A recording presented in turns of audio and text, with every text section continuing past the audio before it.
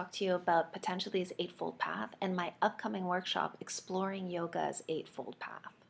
So Patanjali roamed the earth many, many centuries ago, and many consider him to be the father of yoga. He codified yoga in his Yoga Sutras, a series of 195 aphorisms that basically define yoga and meditation as we know it today. So, what are you going to get out of this workshop, and why is it relevant to our modern life today?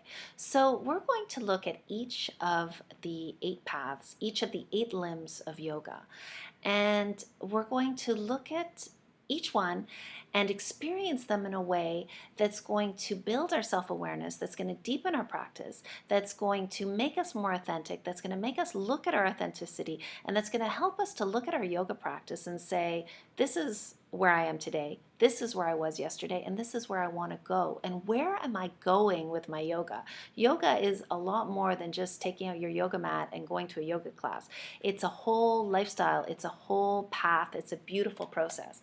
So there are 8 steps, there are 8 limbs. So the first 2 are universal principles, personal observances, the yamas and the niyamas, and those we're going to look at. Those we're going to do some self-inquiry. We're going to look at how authentic are we? How authentic do we want to be to our life purpose? And what do we need to do to be more authentic? You know, authenticity is a big buzzword. We all want to be authentic. So looking at these yamas and these niyamas is going to be a really good tool to help us look at our authenticity and make a little plan on what we can do to be more authentic. The yamas and the niyamas are basically yoga's 10 commandments, and just for fun we might compare them to the 10 commandments.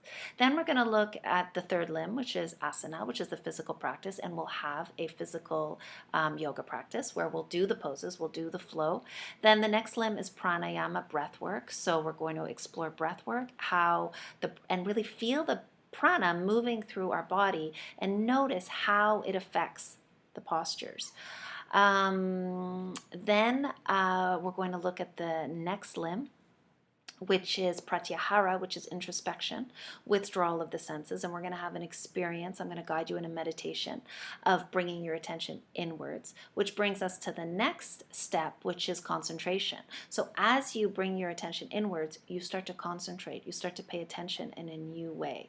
And you really move from your head into your heart. And this is what yoga is about. It's about marrying the head and the heart, and then learning when we need to be in our head, when we need to be in our heart, and how we can bring them together.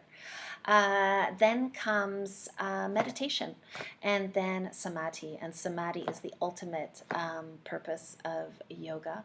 It's basically the proverbial unfolding of the 1,000-petal lotus flower that folds over the crown chakra and then releases its nectar. So we feel that beautiful bliss and divine union. I can't promise you that you will reach samadhi in my workshop, but you'll certainly get a better understanding of your yoga, the kind of yoga you want to do, where you want to go with your yoga practice.